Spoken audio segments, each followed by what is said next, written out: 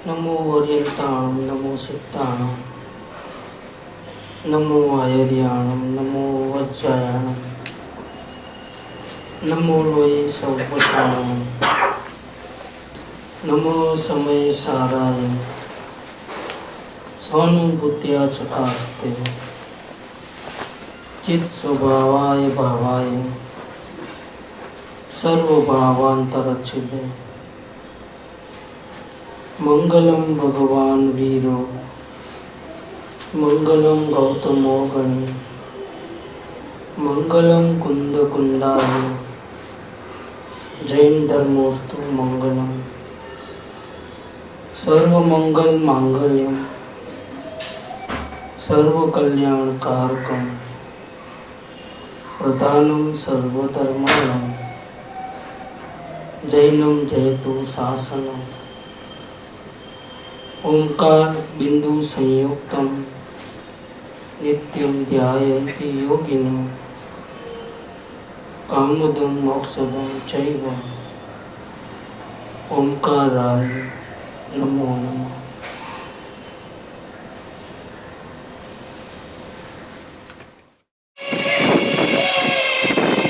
श्री द्रव्य दृष्टि प्रकाश पत्र नंबर 20 अपने अंतर की दशा बताते हैं। अशुभ योग ज्यादा था पूर्व कर्म ज्ञानी को भी नहीं छोड़ते हैं और भावना गुरु के चरण में रहने की होने पर भी सफल नहीं होती थी, सत्संग मिलता नहीं था।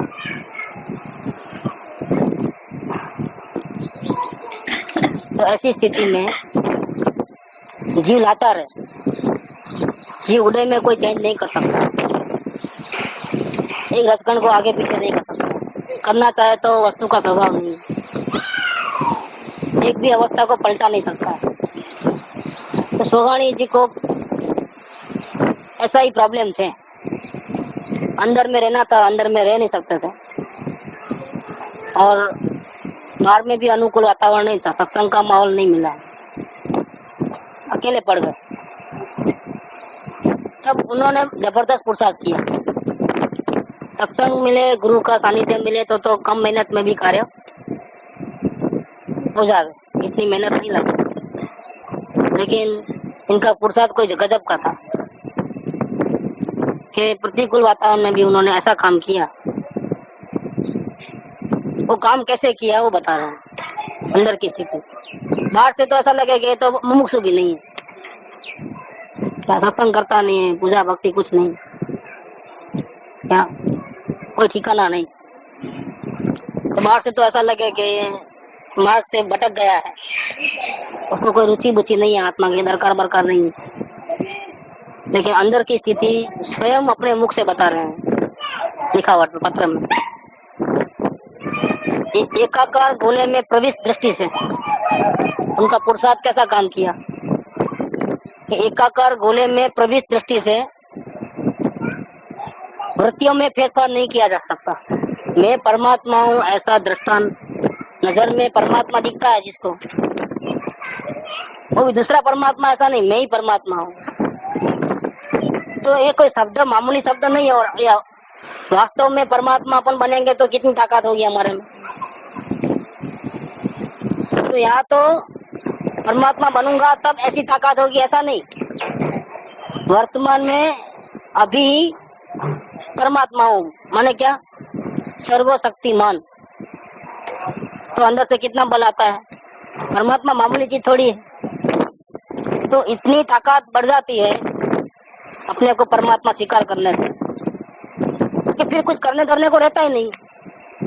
जिसकी दृष्टि में स्वयं का परमात्मा है वो अपने उपयोग को ही पलटाना नहीं चाहता, इतनी मजदूरी करना चाहता। जब इतना भी उसको उसके दृष्टि में अभिप्राय में हेरा फेरी नहीं है, अपनी पर्याय को भी नहीं पलटाना चाहता है क्या, तो पत्र आदि कैसे लिख पाएगा, वो तो बहुत दूर की बात हो गई। जहाँ अपनी अवस्था को भी पलटाना नहीं है, क्योंकि नजर कहाँ है, स्वयं का परमात्मा स्वभाव के प्रति नजर है, मैं ही वर्तमान में परमात्मा हूँ। अभी पर्याय दृष्टि गायब हो गई, अवस्था से भले ही पामर हो, लेकिन वो दृष्टि नहीं रही ना। ये उन्होंने गुरु से दूर, हजारों माइल दूर, सत्संग के वातावरण के बिना, असत्संग के बीच रहते हुए, सब जिम्मेदारी संभालते हुए कैसे कार्य किया, ये इनके वचन में है। उन्होंने एक ही काम किया है, एकाकार गोले में प्रविष्ट दृष्टि से वृत्तियों में फेरफार नहीं किया जा सकता। मतलब पर्याय का बाण नहीं रहा कि पर्याय अशुभ है, शुभ है कि शुद्ध है, पर्याय दृष्टि गायब हो गई। तो फिर जड़ पत्रादिक की बात तो बहुत दूर हो गई, और सामने वाले को लगे कि मार्ग से भटक गए होंगे, या शंका कुशंका होगी, विश्वास नहीं होगा गुरु के प्रति, मार्ग के प्रति। तो कहते हैं कि मेरे इस दृष्टि से यथार्थ ध्येय वो मार्ग की निसंगता अवश्य है। मैं मार्ग से भटक नहीं गया हूँ। यही जो प्रभु की दृष्टि, अंदर के प्रभु की दृष्टि मेरे को लगातार है, और मेरा जो ध्येय है, टारगेट है परमात्मा पद का, वहां मेरी नजर बराबर टिकी हुई है, मेरा लक्ष्य वही है। और जिस रास्ते पे मैं उस लक्ष्य की तरफ जा रहा हूँ, वहां तक पहुंचने का जो रास्ता है, मार्ग, वो मार्ग मैं सही चल रहा हूँ, मैं कहीं भटका हुआ नहीं हूँ, इतना मेरे को पूर्ण विश्वास है, जरा भी शंका नहीं। यथार्थ ध्येय और मार्ग की निसंगता अवश्य है। आप मेरे बाहर के वातावरण से, मन वचन काया की प्रवृत्ति से भले ही कुछ भी कहो, लेकिन मुझे जरा भी शंका नहीं है कि मैं परमात्मा नहीं बनूंगा कि नहीं बनूंगा। ये मार्ग कहीं रास्ता भटक कर नहीं गया हो ना, ऐसा डाउट नहीं है। ज्ञान दशा के बाद भी कुछ समय तक डाउट रहता है अपने को, ऐसा डाउट चौहानी जी को नहीं था। वो अपने पर बिल्कुल परफेक्ट, मैं जिस रास्ते को चॉइस किया है, जिस रास्ते पे जा रहा हूँ, वो बिल्कुल सही रास्ता है, जरा भी शंका की गुंजाइश नहीं है, और मेरा जो टारगेट है उसके करीब जा रहा हूँ, और मैं पहुंचूंगा ही। कोई दूसरा अल्टरनेटिव नहीं है, दूसरा कोई थॉट, दूसरा विचार नहीं है। शंका कुशंका, आशंका, अविश्वास, क्या धीरज में कमी, उत्साह में कमी, कुछ भी नहीं, परफेक्शन है बिल्कुल। और ये अनुभव गम्य है। मेरी निसंगता मुझे अनुभव से महसूस हो रही है। शक्ति की निरंतर पकड़। करते क्या थे सारा दिन? स्वाध्याय नहीं करते, पूजा नहीं करते, समझो करते थे वो भी, लेकिन पूरा जोर कहाँ था उनका? साधना का जो मूल साधना का जो गतिविधि थी वो कौन सी थी उनकी? कि शक्ति की निरंतर पकड़ थी। निरंतर पकड़ माने अवस्था को नहीं देखते थे, अवस्था के पीछे शक्ति को देखते थे। जानने में दीवार दिखे, झाड़ दिखे, ये जानने की अवस्था हुई। अवस्था पलटती है, कभी वो दिखता है, कभी वो दिखता है, कभी वो दिखता है। अवस्था को देखोगे तो, लहरों को देखोगे तो बदलाव बदलाव बदलाव बदलाव। लेकिन इनकी नजर किस पे थी? अवस्था पे थी नहीं। वो अवस्था कहाँ से निकली? जानना जानना जानना हो रहा है, लेकिन कहाँ से निकल रहा है जानना जानना? कि मेरे में अनंत ज्ञान शक्ति है, उसमें से निकल रहा है। ऐसे अकेले ज्ञान नहीं है, अनंत आनंद अनंत शक्तियां, बहुत अनंत गुण पड़े हुए हैं। ऐसी शक्ति की पकड़, नजर वहां थी। अवस्था पे नजर नहीं रख करके उनकी नजर शक्तियों के ऊपर थी। और कैसी नजर थी कि वहां से हटती नहीं थी, निरंतर उसके ऊपर ही ध्यान था। अवस्था चाहे जो पलटे, जैसी होना है हो, मेरी नजर तो शक्ति के ऊपर ही है। ऐसी शक्ति की निरंतर पकड़ थी। और इसके दूसरे शब्दों में कहते हैं शक्ति की निरंतर पकड़ अथवा एकता। ये गुण है, ये ज्ञान गुण है, ये दर्शन गुण है, ये श्रद्धा गुण है, ये आनंद गुण है। तो नजर तो वहां है, नजर तो वहां पड़ी, लेकिन नजर कैसी पड़ी कि ये आनंद गुण, ये ज्ञान गुण, ऐसा मैं अलग, देखने वाला और ज्ञान गुण अलग, ऐसा नहीं। मैं ही ज्ञान स्वरूप हूँ, मैं ही आनंद स्वरूप हूँ, ऐसा। तो क्या हो गया? शक्ति पे नजर भी पड़ी और अपने से अलग भी नहीं रहा। नहीं तो ऐसा कहे कि ये ज्ञान गुण है, ये आनंद गुण है, जैसे देखने वाला अलग और जो ज्ञान आनंद आदि शक्तियां अलग, ऐसा नहीं देख रहे उन्होंने। अवस्था पर से दृष्टि हटी और शक्तियों पे दृष्टि गई, लेकिन कैसी दृष्टि पड़ी? भेद वाली दृष्टि नहीं, गिनती वाली नहीं कि ये है, ये भी है, ये भी है, ये भी, ऐसा नहीं। ज्ञान स्वरूप, आनंद स्वरूप, जो भी कहो मैं हूँ, मतलब गुणों के साथ स्वयं को मिला दिया, एक कर दिया, एकत्व। कि मैं देखने वाला और ज्ञान गुण अलग रहता है मेरे से और मैं उसको देख रहा हूँ, ऐसा नहीं। मेरे में ही ज्ञान है, मेरे में ही वो शक्तियां हैं। तो अभेद रूप से, वो गिनती विकल्प से नहीं, अभेद रूप से शक्ति की एकता, शक्तियों की एकता। और तीसरा शब्द दे रहे हैं हम अपने नजर को व्यक्त करने के लिए, अलग अलग शब्द। शक्ति की निरंतर पकड़, अथवा उसकी एकता, अथवा शक्तिमयी ही हूँ। शक्तिमयी मतलब अब मैं अलग, शक्ति अलग, ऐसा नहीं। शक्तिमयी मैं हूँ, ज्ञान स्वरूप हूँ। ये ज्ञान गुण है ऐसा नहीं। ज्ञान की अवस्था को तो देखते नहीं थे, लेकिन ज्ञान गुण है ऐसा भी नहीं। ज्ञानमयी हूँ, आनंदमयी हूँ, ऐसा करके शक्तिमयी हूँ। मेरे से शक्ति अलग नहीं है। जानने की क्रिया वही मैं हूँ। अबे उसमें तो देख रहे हैं जहाँ से निकलने वाला, तो जानने में अलग हूँ। तो मैं हूँ, तो मैं तो हमेशा रहता हूँ ना। तो वो जो जानना पलट गया, जानना पलट गया, और मैं ही हूँ मतलब मैं शाश्वत हूँ।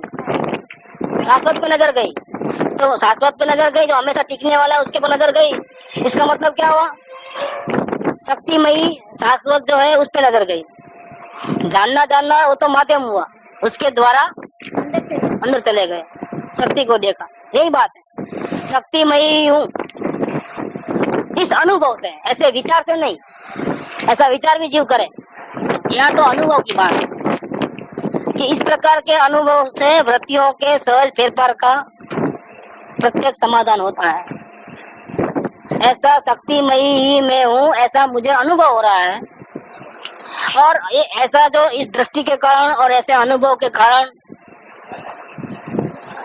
मुझे ये मेरी अवस्था, मेरी पामरता, मेरी पर्याय ऐसी क्यों है? अभी मेरे में कमी क्यों है? अभी मैं परमात्मा क्यों नहीं बना हूँ? अभी मैं श्रावक क्यों नहीं बना हूँ? अभी मैं मुनि क्यों नहीं बना हूँ? मुझे ये राग क्यों आता है? मेरी प्रवृत्ति अशुभ की क्यों है, शुभ की क्यों नहीं है? मेरा माहौल सत्संग का क्यों नहीं है और सत्संग का क्यों है? ऐसी जो अपनी वर्तमान जो बाहर की सराउंडिंग वाली पोजीशन थी, उसका मुझे समाधान है। समाधान है मतलब क्या होगा? अशांति नहीं है। मतलब माहौल, अवस्था में पामरता, अवस्था में राग द्वेष, कमजोरी, ये मेरे को विचलित नहीं करते हैं, मेरे को अशांत नहीं करते हैं, मेरी शांति भंग नहीं होती है, मेरे को पूर्ण संतोष है। किसके कारण संतोष है? कि शक्ति की निरंतर पकड़, शक्तिमयी हूँ ऐसा अनुभव, द्रव्य की दृष्टि निरंतर, ऐसा रहने से जो अनुभव हुआ, उससे जो फल उत्पन्न हुआ, अंदर में जो शांति महसूस हो रही है, उसके कारण मैं मंदिर में क्यों नहीं बैठा हूँ, दुकान में क्यों बैठा हूँ, जंगल में मुनिराज क्यों नहीं बन रहा हूँ, लपड़े में क्यों फंसा हूँ, मेरी ऐसी अवस्था क्यों है, मेरे में भी राग क्यों है, मेरे में भी द्वेष क्यों है, मुझे ऐसे ऐसे भाव क्यों आते हैं। ऐसी जो अवस्था है मेरी हो रही है, उसका मुझे कोई भी फर्क नहीं पड़ता है, और चिंता का विषय नहीं बनता है। मुझे पूर्ण संतोष है, मुझे पूरा समाधान है। और समाधान नहीं है कि शायद मेरी कहीं गलती होती होगी इसलिए मुझे राग द्वेष हो रहे हैं, इसीलिए अभी भी मैं मंदिर की जगह मंदिर में नहीं बैठा हूँ, दुकान में बैठा हूँ, शायद मेरी में अंदर में कहीं गलती होगी, ऐसा मुझे नहीं लग रहा है। घर में भी वन है। मेरे को कोई असंतोष नहीं है कि मैं यहाँ क्यों बैठा और वहाँ क्यों नहीं बैठा। ये आपको आपकी नजर से लगता है कि सोगानी जी सोनगढ़ नहीं आए, ऐसे प्रसंग में भी नहीं आए, गुरु को मिलने भी नहीं आए, दर्शन करने भी नहीं आए, शायद गिर गए होंगे, हट गए होंगे मार्ग से। मेरे को नहीं लग रहा है ऐसा।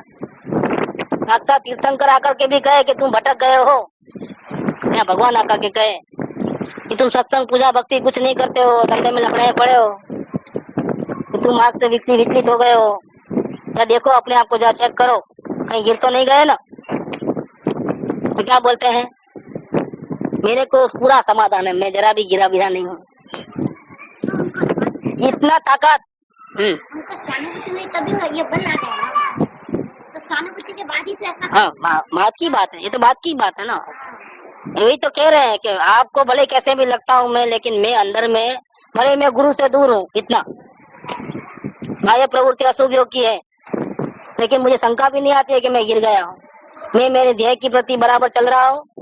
मैंने जो मार्ग पे चल रहा हूँ वो मार्ग भी कहीं भटका हुआ नहीं है, बिल्कुल परफेक्ट है। मुझे डाउट नहीं है, शंका नहीं है, पूर्ण विश्वास है।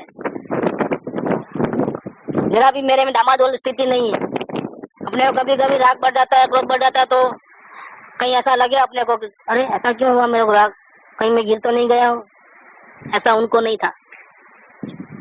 देखो क्या वजह ऐसा नहीं था, क्योंकि अपने स्वभाव की दृष्टि उनको निरंतर रहती थी। ये देखो सत्संग के माहौल में भी हम स्वभाव दृष्टि नहीं कर पाते हैं, रोज सत्संग मिलता है तो भी, लेकिन ये आश्चर्य है उनके पुरुषार्थ का कि इतने लफड़ों के बीच में भी, गुरु से दूर रहते हुए भी उनकी स्वभाव दृष्टि हटती नहीं थी। ये कितना बड़ा पुरुषार्थ किया उन्होंने, ये बताएं। ये सीखना है सौगाणी जी के जीवन से, हमको ये सीखना है। इस अनुभव से, ये विचार नहीं चल रहे हैं, विकल्प नहीं चल रहे हैं कि मैं परमात्मा हूँ, ऐसा विचार नहीं है। मैं परमात्मा हूँ ऐसा अनुभव कर रहे हैं अपने आप को। इसके कारण वृत्तियों के सहज फेरफार का अवस्थाएं अपने आप जैसी होने वाली है हो जाती है ऑटोमेटिकली। वो दुकान जाना चाहती है चले जाती है, मंदिर जाना चाहती है चले जाती है। मैं किधर भी हेरा फेरी करता नहीं हूँ।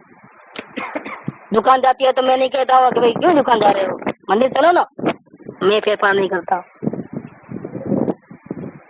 वृत्तियां मेरे गुलाम है, मैं गुलामों को सामने देखता नहीं हूँ, उसकी गरज जान में नहीं हूँ। वो गुलाम है, मैं गुलाम नहीं हूँ, मैं परमात्मा हूँ। वृत्तियां पूरी मेरी दासियां हैं। वो मुझे पूछेंगी, मैं उनको नहीं बोलूंगा मेरे लिए पानी का गिलास लाओ। वो पूछेंगे आपको पानी चाहिए क्या, मैं मांगूंगा भी नहीं। गुलाम के सामने कौन मांगे, दासों के सामने। वो तो उनकी फर्ज है, घड़ी घड़ी में मेरे को सामने से बिना मांगे देना, बिना मांगे सेवा करना उनका काम है। मैं सेवा मांगू नहीं, मुझे किसी की परवाह नहीं। ऐसा परमात्मा तत्व पे दृष्टि, इसको बोलते हैं स्वभाव दृष्टि।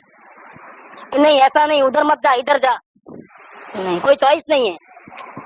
ये अच्छा ये बुरा, अशुभ बुरा, शुभ अच्छा, मेरी नजर में कोई चॉइस नहीं है। क्योंकि मेरी नजर बाहर हो तो चॉइस है ना, मेरी नजर ही बाहर नहीं है। नजर मेरे प्रभु से मेरे हटेगी, कहीं और जगह जाएगी तो मैं चुनाव करूंगा ना कि अशुभ नहीं करना है, शुभ करना है। मेरी नजर तो मंदिर में हूँ कि दुकान में हूँ, मेरी नजर मेरे प्रभु से हटती नहीं है। देखो ये ताकत, इसको बोलते हैं द्रव्य दृष्टि। महल में हो चाहे जंगल में हो, क्या दुकान में हो चाहे मंदिर में हो, उठे बैठे चले घूमे फिरे, प्रभु से दृष्टि हटती नहीं है। अब मेरे पास कोई चॉइस नहीं है, प्रभु को देखूं कि अवस्था में फेरफार को देखूं। इसीलिए अवस्था कैसी भी हो मुझे पूर्ण समाधान है, मुझे कोई आपत्ति नहीं है किसी बात। वृत्तियों के सहज फेरफार का प्रत्येक समाधान होता है। प्रत्येक समाधान और परोक्ष समाधान, दो प्रकार के समाधान होते हैं। प्रत्येक समाधान बहुत ऊंची चीज है। परोक्ष में क्या है, घटना घट जाती है, तकलीफ जो होने की है या खुशी होने की हो जाती है, इसके बाद में समाधान करते हैं कि ये सही हुआ या गलत हुआ। घटना घटने के बाद वो परोक्ष हो गया। ये तो जिस समय जो घटना घट रही है वो ठीक ही हो रही है, क्या उसमें अच्छा बुरा कुछ नहीं, नो चॉइस। इसका नाम है प्रत्येक समाधान। बाद में ये ठीक हुआ, ऐसा नहीं करना था, वैसा नहीं करना था, ऐसा नहीं, परोक्ष समाधान नहीं।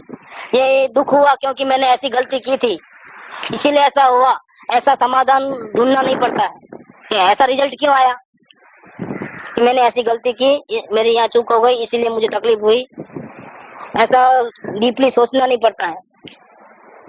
घटना घटने के बाद ख्याल नहीं आता है, घटना घटे उसी वक्त, सही चल रहे हैं कि गलत चल रहे हैं, उसका सही लेखा जोखा समाधान उसी वक्त प्रत्यक्ष में हो जाता है। हाजिर हजूर, पेंडिंग कोई वर्क ही नहीं है, बाद में करना पड़े, वो ऑन द स्पॉट फैसला है।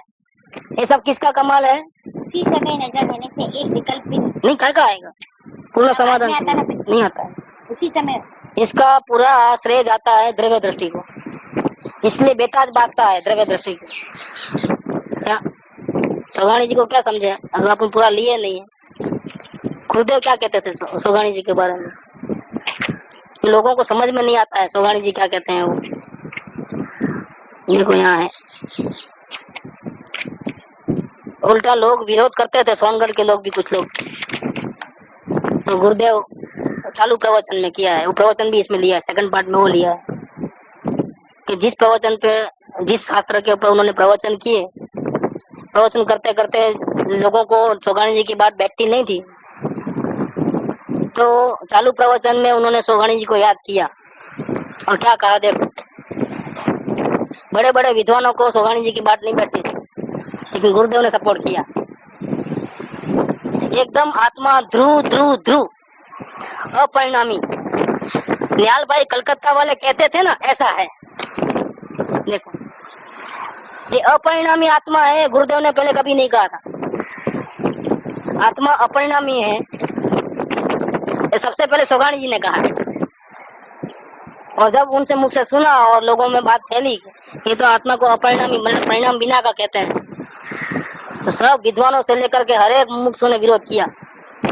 ये कहीं दूसरी दुनिया में चले गए, उनको आत्मा का अनुभव नहीं है, कुछ नहीं है, खबर खबर कुछ नहीं। कहाँ है शास्त्र में लिखा, कहाँ है अपरिणामी? हम तो जो लकीर है उसको ही मानेंगे, फकीर लकीर के फकीर है हम। हमेशा में भी नहीं किया ये बात। नहीं, अपरिणामी शब्द दिया, ये कहाँ से लेके आए? ऐसा कैसा आत्मा होता है? जो वस्तु होती है उसकी तो कोई ना कोई अवस्था होती ही है।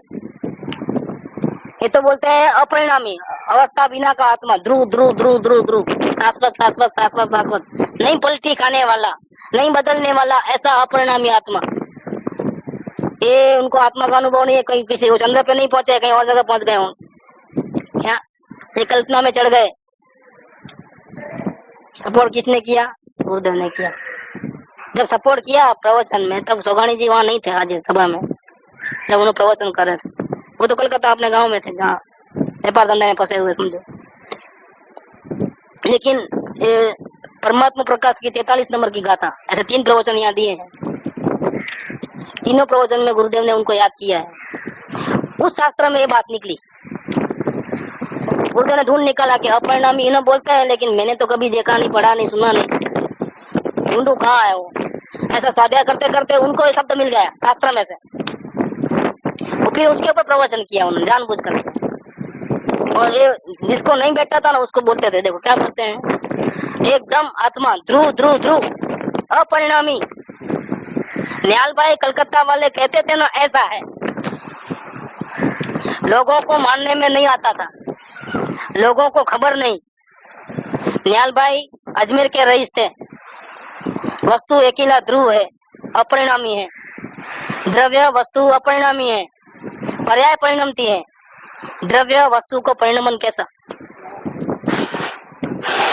यद्यपि उत्पाद और व्यय कर सहित है, अर्थात परिणित शब्द संस्कृत में पढ़ा है, पर्याय का भी उल्लेख है, लेकिन आत्मा को देखे तो वो तो परिणाम बिना का है। भाई ये तो बादशाह का घर है, साधारण बादशाह के यहाँ भी ठीक होकर जाने का होता है। मेले गेड़े कपड़े पहन करके बिना स्त्री के जाओ तो नहीं, दरवानी लोग देता है कि भैया कहाँ जाते हो? नहीं मेरे पास पास है। अरे हल रे हल, अरे निकाल लेता है। आचार देख पास क्या कर, तुम्हारे पास कहाँ से आया? कहीं चोरी किया होगा पास, पास ही फाड़ के फेंक देता है।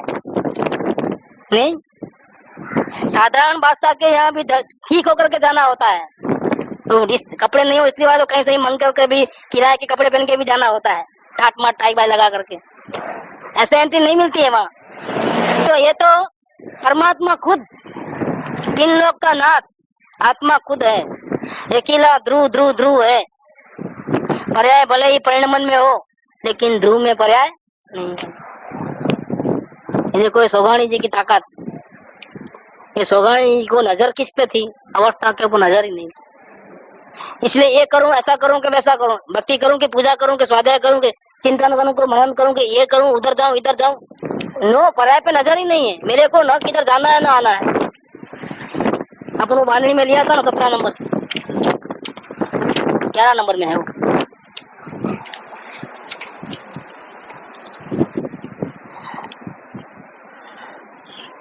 बाह्य प्रवृत्ति व संयोगों से इच्छा का माप नहीं होता। हम खाना खा रहे हैं इसलिए हमको खाना खाने का भाव इच्छा होगी, ऐसा नहीं कह सकते। बिना इच्छा के भी प्रवृत्ति होती है। जैसे कि दवा पीने की, दवा पी रहा है लेकिन दवा पीने की इच्छा होती है, वो तो पी तो रहा है, तो बिना इच्छा के कैसे पीता है? कि पी रहा है तो भी दवा पीने की इच्छा, वो मजबूरी हो कुछ भी हो, लेकिन इच्छा तो नहीं है दवा पीने की, पी तो रहा है। ऐसे बाहर में कोई प्रवृत्ति हो तो इच्छा हो तभी करता है, ऐसा नहीं है, उसका माप ऐसा नहीं है। इच्छा से निरीक्षुक सूक्ष्म अभेद वृत्ति का माप नहीं होता। इच्छा होते हुए भी पुण्य योग के बिना क्षेत्र से क्षेत्रांतर नहीं होता। इसीलिए मैंने जो अब तक के कागज में पत्र में वायदे किए कि अभी आऊंगा अभी आऊंगा, तो मैं क्यों नहीं आया, ऐसा प्रश्न मत करना मेरे से। क्या वहाँ आने जाने आदि के वायदे निश्चय निहाल भाई के नहीं है क्या? ये पत्र मैंने लिखे ही नहीं है, ये वायदे मैंने किए ही नहीं है। अरे लिखा है ना, मैंने नहीं, वो जड़ निहाल भाई ने, निश्चय निहाल भाई ने नहीं किया है। अब दो निहाल भाई है, क्या? एक वायदे करने वाले निहाल भाई और एक और असली निहाल भाई जो आत्मा त्रिकाली ध्रुव, ऐसे है। निश्चय निहाल भाई तो अनादि से कहीं आए भी नहीं गए भी नहीं, न अब अनंत काल तक कहीं जाने वाले हैं आने वाले हैं। इसका नाम क्या है? इसका नाम द्रव्य दृष्टि है। न कभी किसी को वायदा किया ही था, न भविष्य में कभी करने वाले हैं। वायदे व आने जाने आदि का कार्य सब जड़ आश्रित जड़ का है, चेतन निहाल भाई का नहीं है।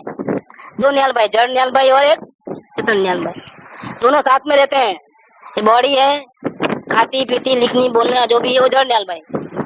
बॉडी के अंदर जो ज्ञान का जो पुंज है, अनंत शक्तिमय है, वो चेतन निहाल भाई। चेतन निहाल भाई में एक भी परिणाम नहीं है, वो अपरिणामी ध्रुव शाश्वत है, उसमें बदलाव आता ही नहीं कभी भी। चेतन ने तो इसी के कहलाए जाने वाले राग से भी कभी निमित्त रूप संबंध तक नहीं किया, तो अन्य क्रियाओं और वायदों में तो इसका संबंध देखना वृथा है।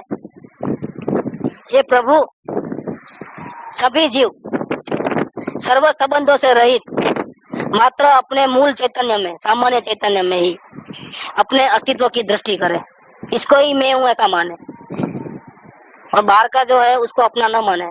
बाहर में जो परिणाम है उसको अपना न माने, राग को अपना न माने, शरीर को अपना न माने, संयोग को अपना न माने। सामान्य अंदर में जो चैतन्य ध्रुव है भगवान, उसको ही अपना माने। और लिखने पढ़ने आने जाने वायदे करने कराने आदि सब पागलपन की क्रियाओं, कैसी क्रियाएं हैं सब? ये पागलपन की क्रिया है। उनका औपचारिक निमित्तपना भी सह कर देवे और सभी परमात्मा बन जाए, यही मेरी भावना है। ये सोगानी जी की बात करने लेने का है। ये तो होगा, ये बाकी है, ये तो 20 नंबर बाकी है। तो इस अनुभव से वृत्तियों के अंदर की जो दृष्टि थी उनकी, इसके कारण बाहर में अवस्थाओं का में जो भी पेपर होता था, ऐसा नहीं, ऐसा क्यों हुआ ऐसा मुझे नहीं लगता है, मुझे समाधान है। और वो समाधान कैसा है? परोक्ष नहीं है, उसी वक्त का है समाधान, प्रत्यक्ष। इसके साथ और क्या क्या होता है? ये द्रव्य दृष्टि का इतना फायदा हुआ, अब और क्या होता है? और गुरुदेव की वाणी का साक्षात अर्थ समझ में आ जाता है। द्रव्य दृष्टि करता हूँ और मुझे जो अनुभव होता है, इससे गुरुदेव का प्रवचन के जितने भी सार हैं वो सब समझ में आ जाता है कि गुरुदेव क्या बोलना चाहते हैं, ऐसे समझ में आता है। मेरे यहाँ अनुभव से मैं समझ सकता हूँ गुरुदेव की हर प्रवचन की बात। वो पर्याय से बात करे तो भी समझ आता हूँ, वो द्रव्य से बात करे तो भी समझ जाता हूँ, निश्चय से करे तो भी समझ में आता है, व्यवहार से करे तो भी समझ में आता है। कभी सत्संग करो बोले तो भी मुझे समझ आता हूँ कि क्यों बोले हैं, कभी नहीं करो बोले असंग चले असंग हो जाओ, मेरे को समझ में आता है। गुरु का शरण लो तो भी समझ में आता है। अरे गुरु क्यों चिपके हो, आत्मा में जाओ तो भी समझ में आ जाता है। क्या भक्ति करने योग्य है तो भी समझ में आता है, और भक्ति तो राग है, वास्तव में तो अनुभूति करनी है, वो भी समझ में आता है। ऐसा नहीं बोलता हूँ कि पहले फिर क्यों कहा ऐसा भक्ति करने को, मुझे कोई बात का सब बात बराबर समझ में आती है। गुरुदेव की वाणी का साक्षात अर्थ समझ में आ जाता है। और क्या होता है ये द्रव्य दृष्टि के कारण? और क्या होता है? जिसका फल समझ में आने से जो फल शांति मिली है, फल क्या है? सही समझ में आए तो शांति होती है, बेचैनी खत्म हो जाती है, उलझन खत्म हो जाती है, कोई प्रकार का टेंशन माइंड पे नहीं रहता है, पूर्ण संतोष रहता है, सारी इच्छाएं मिट जाती है। ऐसी जो आनंद की अनुभूति हुई द्रव्य दृष्टि के कारण, उसका फल वृद्धिगत होते हुए सुख की पूर्णता है। ये आनंद निरंतर बढ़ते बढ़ते बढ़ते एक दिन आएगा जब मैं पूर्ण परमात्मा बन जाऊंगा, शांति भी पूर्ण हो जाएगी। ऐसा उसका फल है। अशुभ में सहज खेद, अशुभ की प्रवृत्ति में ऑटोमेटिकली अंदर से ही परिणमन, ये महाज्ञानी का परिणमन है कि अंदर में तो दृष्टि अपने स्वरूप से हटती नहीं है, निरंतर शक्ति को पकड़ के रखें, मैं ही परमात्मा हूँ। अवस्था चाहे जैसी हो ध्यान ही नहीं है, इसलिए चुनाव भी नहीं है, ऐसा नहीं ऐसा, ऐसा नहीं ऐसा। और चुनाव नहीं होने पर भी जो अवस्था होती है, दृष्टि नहीं देने पर भी, तो जैसी भी अवस्था होती है वो मान्य कर लेते हैं। ऐसा क्यों हुआ, ऐसा नहीं ऐसा होना था, नहीं, कोई गुंजाइश ही नहीं। प्रत्येक समाधान हो रहा है, गुरुदेव की हर बात समझ में आता है, पूरा मोक्ष मार्ग के प्रति पूर्ण निशंकता है। सुख धाम अनंत सुसंत चही, दिन रात रहे तद ध्यान मही। प्रशांति अनंत सुधामय जे, प्रणमो पद तेवर तेजयते। प्रणमो पद तेवर तेजयते। प्रणमो पद तेवर तेजयते।